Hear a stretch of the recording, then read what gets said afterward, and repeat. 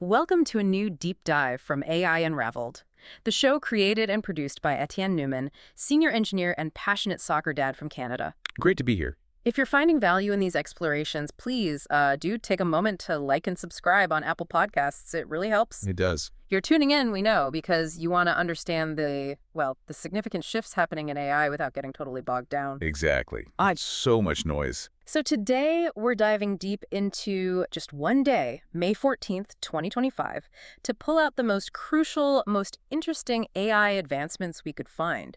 We've looked through news, research snippets, you name it. Yeah, the goal isn't just listing headlines. It's about digging into the so what. What do these things actually mean for now and, maybe for the future? And we've got quite a range today. We'll touch on AI hardware, the real power behind it all, changes in search, big ones potentially, this idea of non-coders building software, AI assistants spreading everywhere, even AI may be doing actual science. That one's fascinating. Yeah. Plus, new tools connecting AI to apps, policy shifts on AI exports, AI writing code itself, creative uses, design updates, even audiobooks. Lots to unpack. Okay, let's get into it. Right. Let's start with that raw power, the hardware. Okay, so May 14th, a pretty big announcement on that front.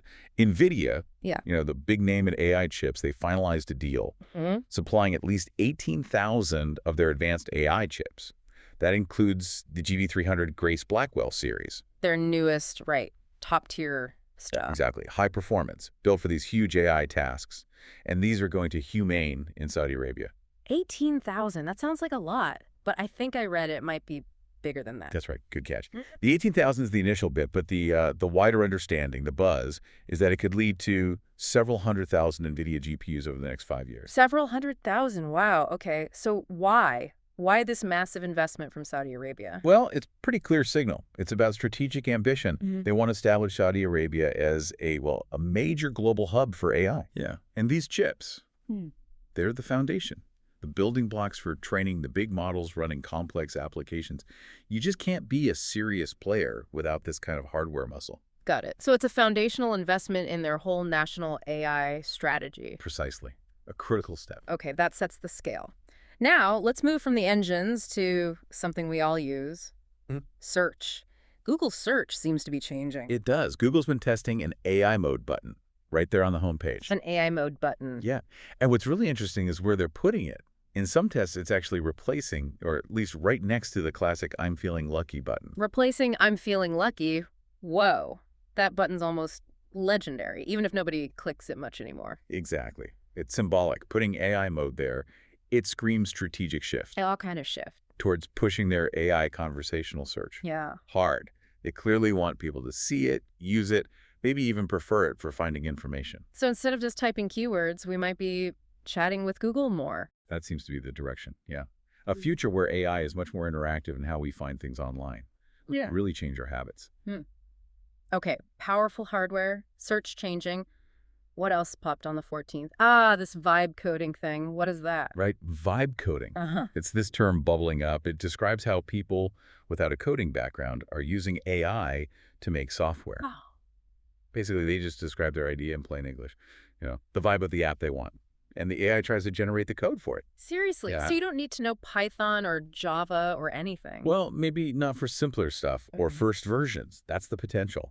It drastically lowers the barrier to entry. Democratizing development, then? Kind of, yeah. Imagine people with great ideas, maybe experts in their own fields but not techies, suddenly able to build tools. It unleash a lot of grassroots innovation. That is exciting. Okay, and speaking of AI getting easier to use, Google's Gemini, it's spreading out. It is. Big plans announced to weave Gemini, their AI assistant, really deep into the whole Android ecosystem. Like where specifically? Okay, so Wear OS smartwatches for better voice commands. Android Auto in cars, helping with navigation messages, even real-time translation. Google TV for smarter recommendations, answering questions. And I think I saw something about future devices, too. Yep. They mentioned future Android XR headsets, glasses. The big picture is a consistent AI experience across all your Google devices. AI they're part of the background. A unified AI helper, no matter the screen, sounds ambitious, like AI becoming less of a tool you open and more just part of how things work. That's the vision, it seems. Seamless integration. making tech interactions smarter, more intuitive. Okay, this next one really grabbed me. AI as a scientific investigator, that feels like a major jump. It really does. It's quite a prospect. Jakub Berchoki, he's the chief scientist at OpenAI. Right. He voiced his view that AI models are getting surprisingly close to being able to do original scientific research autonomously. Autonomously. So not just crunching data for humans, but actually discovering things on its own. That's the idea. He pointed to how AI, using reinforcement learning, learning by trial and error, can develop its own strategies for solving problems. Wow. So what kind of discoveries are we talking? He mentioned things like automated software development, finding completely new scientific principles, Yeah. possibly even seeing practical applications from this year. This year, that's incredibly fast. It is. He even talked about expecting measurable economic impact and research good enough to meet his definition of AGI, artificial general intelligence, by the end of the decade. AGI by 2030, that's bold. And OpenAI is also releasing something new, an open weight model. That's right. Their first since GPT-2, way back. Open weight means they'll release the model's parameters, the learned knowledge, publicly. And why is that significant? Well, they're aiming for it to be better than other open models out there. It could really spur innovation, letting researchers and developers everywhere build on top of their work. The pace is just relentless. Okay, next up. Connecting these powerful AIs to the rest of the digital world. Zapier's doing something here. MCP. Yeah, Zapier's Model Context Protocol, or MCP. Think of it as a standard way for AI apps like those coding assistants we mentioned to talk to and use other apps. Other apps. Right. Like the 7,000 plus apps Zapier already connects, project management tools, communication platforms, CRMs, you name it. And it's an open standard, which is important for interoperability. Okay, so how does it work in practice? Developers can set up these MCP endpoints and define tasks. So your AI coding assistant could, say, automatically create a Trello card when a piece of code is done, or send a Slack message. So the AI isn't just stuck inside its own coding window anymore. It can actually do things in other tools. Exactly. It turns these AI tools into more powerful workflow automation hubs, connecting the AI brain to the digital hands, so to speak. Makes sense. Now, this is where things often get complicated. Policy. AI export rules seem to be changing in the U.S. Yes, a significant shift. The Trump administration formally pulled back the Biden-era framework for artificial intelligence diffusion. That was the policy trying to put export controls on advanced AI chips. Why the change? The Commerce Department basically said the old framework was overly complex and might actually be hurting U.S. innovation. So what's replacing it? They're aiming for a much simpler rule. Sounds like it'll focus more on global licensing system and making deals, bilateral agreements with specific partner countries. Interesting. Any specific targets mentioned? Well, the new guidance explicitly calls out using Huawei's Ascend AI chips anywhere in the world as a violation. So clear lines being drawn there. And the timing.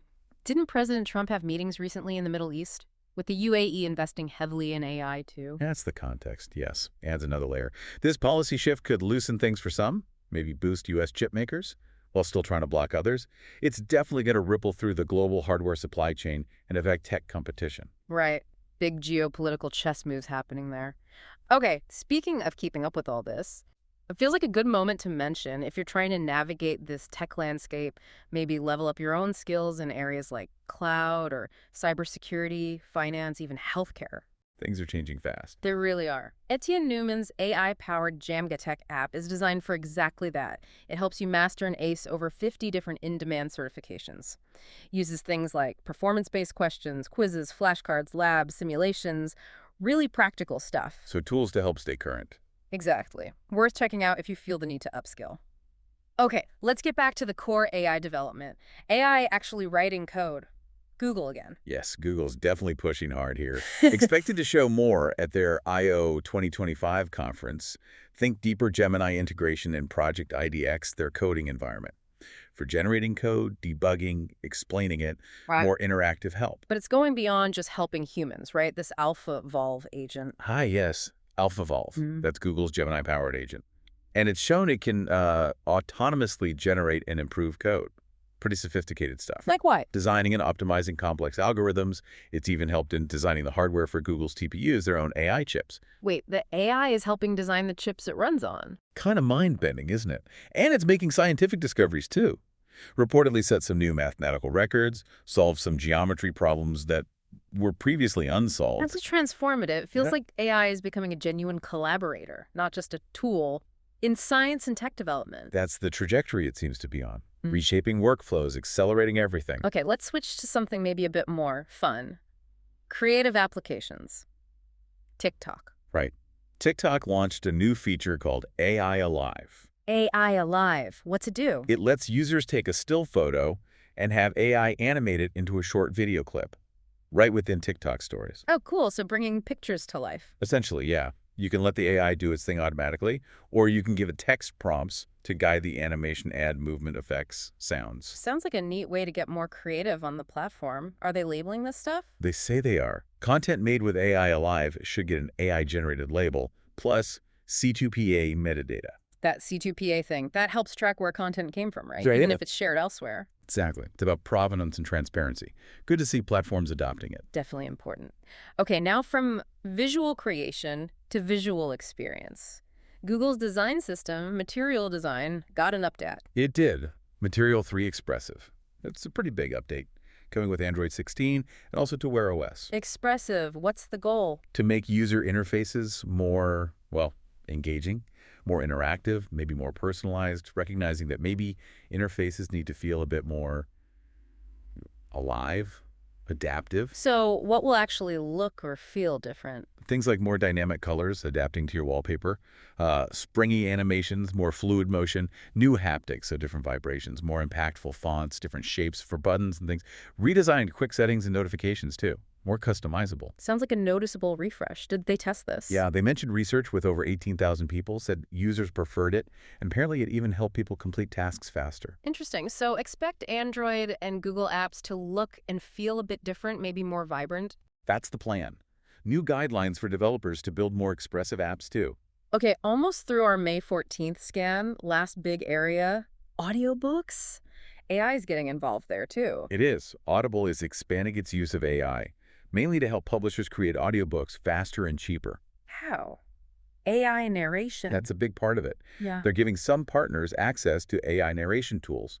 Over 100 AI voices, multiple languages. Over 100 AI voices, so we might hear more AI reading books. Seems likely. They're offering different options, fully managed AI productions, self-service, and they're even beta testing AI for translation, text-to-text and speech-to-speech. Wow, that could massively expand the number of audiobooks available, especially in different languages. Huge potential for accessibility and library size, yeah. But, It definitely raises questions about human narrators. You know, the artistry, the performance, will cost and speed win out?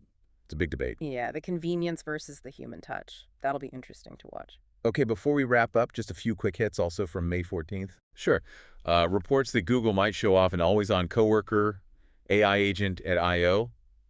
for the whole dev lifecycle. We mentioned TikTok's AI Alive. Right. Notion launched AI for work, meeting notes, better search, that kind of thing. Productivity tools getting smarter. There was research from Epoch AI suggesting reasoning model scaling might slow down soon, maybe 2026. Yeah. That's a potential bottleneck to watch. Good point. And Elon Musk made some comments. Yeah, at that Saudi-US forum. Said AI and robotics would lead to universal high income. Very optimistic take on the economic future. Bold prediction. Anything else? Just one more. Microsoft researchers revealed Adele. It's a new framework for evaluating AI models, predicting how well they'll do on tasks. Better measurement tools are always needed. Okay, wow, that was a lot for just one day. It really hits home how fast AI is moving and just how broadly. Absolutely. It's becoming more accessible, getting woven deeper into everything we do: work, daily life, industry. And it's starting to reshape fundamental things like search, coding, maybe even science itself. It really makes you think about the implications for all of us, you know, in our jobs, our lives. And again, if you're looking to keep your skills sharp in this climate, especially in tech fields like cloud, cybersecurity, business, finance. Crucial areas. Definitely. Check out Etienne Newman's AI-powered JamGat app. Over 50 certifications covered, performance-based questions, labs, simulations. It's designed to help you master that stuff. Could be really valuable right now. So thinking about all this, AI moving from just helping us towards potentially discovering things on its own, it leaves you wondering, doesn't it? Wondering what? What new possibilities might open up that we haven't even thought of yet? What comes next?